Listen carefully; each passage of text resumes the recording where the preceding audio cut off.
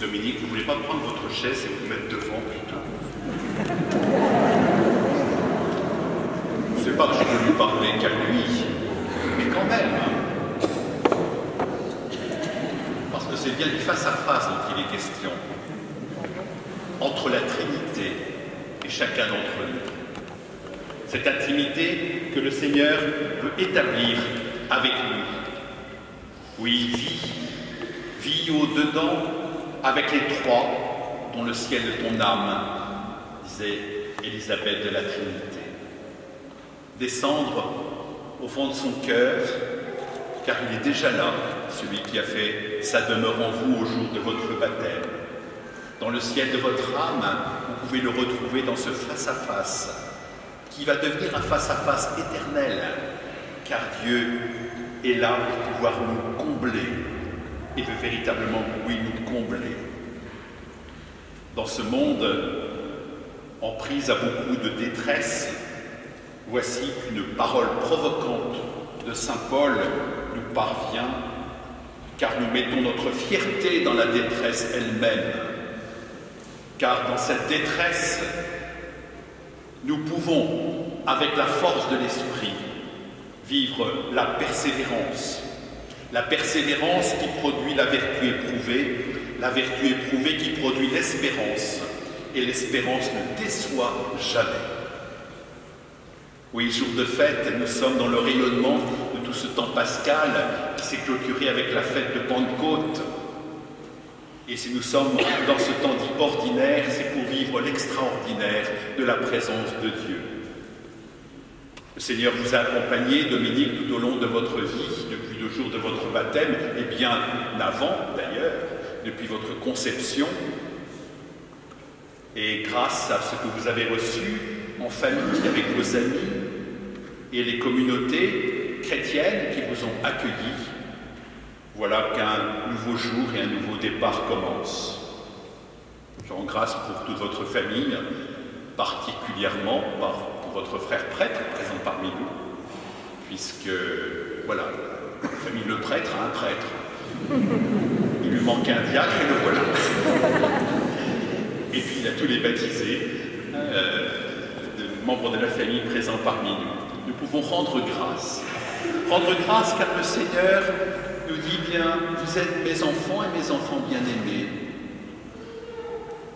Cette Trinité sainte que nous fêtons de tout notre cœur, indivisible en sa nature, dont l'activité est unique, une admirable unité entre eux, car ils sont toujours ensemble et ils sont toujours d'accord. C'est un rêve. Je répète, ils sont toujours ensemble et ils sont toujours d'accord. Dans une communion éternelle. Et c'est bien aussi avec cette alliance que Dieu veut faire avec l'humanité, que nous nous situons dans ce face-à-face qui prendra son accomplissement final et son achèvement lorsque nous le verrons tel qu'il est. Oui, ainsi, nous annonçons en Église un seul Dieu qui règne au-dessus de tous, par tous et en tous. Au-dessus de tous, comme Père, principe et source, par tous, par le Verbe, par la parole, en tous, dans l'Esprit Saint, nous dit saint Athanase. Les saints ont toujours été émerveillés par cette communion d'amour, mais qui n'est pas extérieure à notre histoire humaine, puisque cette communion d'amour entre les trois, ils ont un jour décidé, cet acte créateur, ce souffle qui a été porté pour créer le monde à partir de rien. La source, c'est le Père, la parole, c'est le Fils, et le souffle, c'est l'Esprit Saint.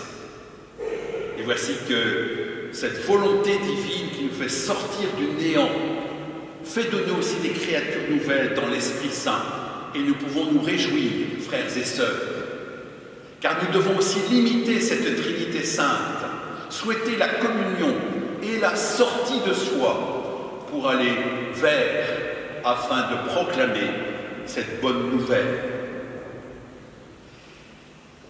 Alors oui, nous le fêtons et nous nous réjouissons avec la Trinité à qui nous voulons nous offrir. Et puis nous prenons aussi cette mission de l'Église qui est d'aller porter au monde la bonne nouvelle. L'Esprit du Seigneur est sur moi, il m'a envoyé porter la bonne nouvelle aux pauvres, aux affligés la joie, aux prisonniers la libération. Alors le charisme de la famille trinitaire, à la suite de Jean de Matin et de Félix de Valois, est bien d'aller racheter les hommes. Il n'y en a qu'un qui rachète les hommes, c'est Jésus. Mais maintenant qu'il l'a fait, nous avons ce pouvoir nous-mêmes d'aller aimer et aimer le monde, aimer les hommes pour aller leur porter la bonne nouvelle, particulièrement dans les endroits où il y a le plus de détresse. Ce sont les hôpitaux, c'est les prisons, c'est aussi disperser dans le monde entier ceux qui vivent seuls et dans la détresse, où il y aller porter la bonne nouvelle et la bonne nouvelle au monde. Car si nous édifions de belles églises à la gloire de la Trinité, j'en pense à cette belle église Saint-Jacques, on peut penser aussi à Notre-Dame de Paris, nous n'oublions pas, et notre archevêque de Paris l'a rappelé hier, qu'avant tout, si cette beauté a été mise au service d'une bonne nouvelle, Dieu est grand, Dieu est bon, Dieu nous accueille. Notre-Dame de Paris doit devenir, depuis le début, un hôpital de campagne, comme nous dit notre pape François, si ce n'est que ce lieu de célébration n'a de sens que parce qu'à côté de cette cathédrale, il y avait l'Hôtel-Dieu. Hôtel-Dieu pour accueillir toutes les détresses, les malades, ceux qui n'avaient pas de lieu pour pouvoir être soignés, pouvaient trouver là un réconfort. Alors, oui, aujourd'hui, où nous fêtons la Trinité, nous voulons à sa gloire lui offrir de belles liturgies. Et le Seigneur nous dit, de la même manière que moi je suis sorti de moi-même pour aller vous rejoindre, je vous envoie au cœur du monde pour aller porter la bonne nouvelle et pour aller rejoindre ceux qui souffrent. D'où, effectivement, cette mission essentielle de l'Église qui est d'aller porter et rejoindre les pauvres. Qui sont les pauvres d'aujourd'hui? À nous de les discerner, à nous d'ouvrir des espaces, des temps, à nous de donner des missions à ces personnes isolées, souffrantes, mourantes, afin qu'elles ne soient plus seules. C'est bien ça la mission, et la mission de l'Église. Et celui qui accepte ainsi de rejoindre ses frères reçoit cette joie profonde. Car c'est cela qui nous fait vivre au cœur de la Trinité.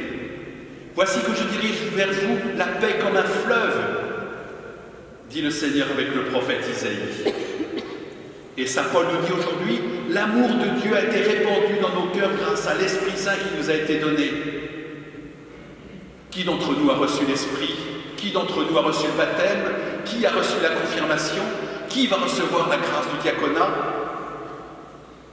Ce n'est pas pour la mettre sous le boisseau et s'en contenter comme un signe de dignité, c'est pour prendre le risque de la rencontre avec l'autre, d'aller vers les pauvres. Mon cloître, ma solitude, c'est la divine Trinité, disait Marthe Robin. Et toute enfermée qu'elle était du fait de sa maladie, elle a accueilli plus de 100 000 personnes. Parce que ce cloître et cette solitude n'a de sens que lorsque nous sommes ouverts sur les autres. N'est-ce pas cela le sens du diaconat? De ne pas être simplement enfermé, mais aller vers.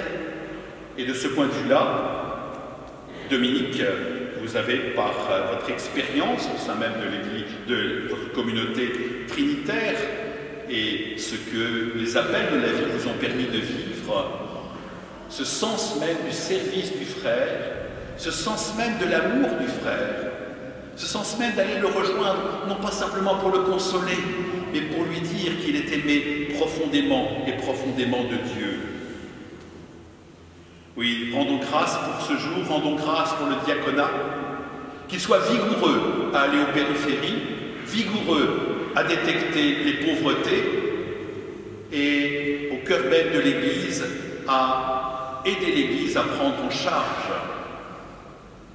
Fidèle, fidèle, fidèle, cette fidélité impose d'inventer des nouvelles manières d'être au monde pour être fidèle à ce que le Seigneur attend de nous. Son Église bien-aimée est à l'œuvre aujourd'hui pour manifester cet amour de Dieu au cœur du monde. Quand l'Esprit est en nous, le Verbe qui nous le donne est en nous, et dans le Verbe se trouve le Père, et c'est ainsi que s'accomplit la parole. Nous viendrons chez lui et nous irons demeurer auprès de lui.